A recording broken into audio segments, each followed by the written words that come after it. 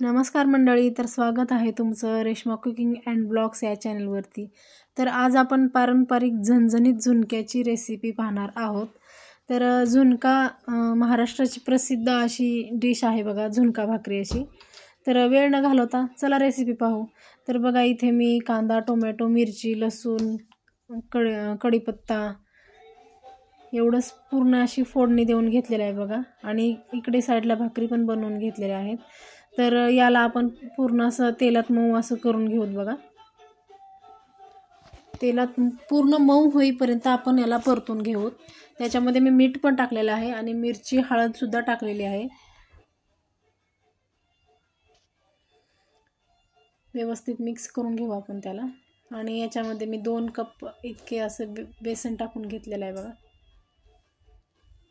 आणि याला तेलात आपण व्यवस्थित परतून घेऊ।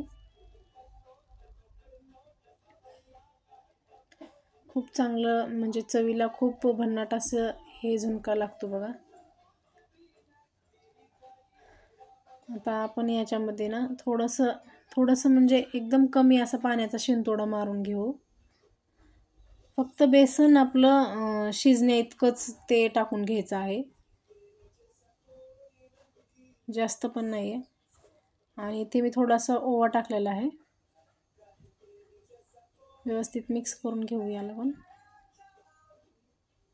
आता याला मी 2-3 मिनिट झाकून ठेवीन बघा।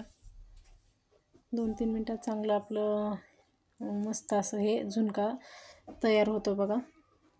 बघा, आपला झुणका इथे तयार झाला आहे। सोबत लोणचं आणि मस्त अशी भाकरी इथे मी ठेवलेली आहे बघा।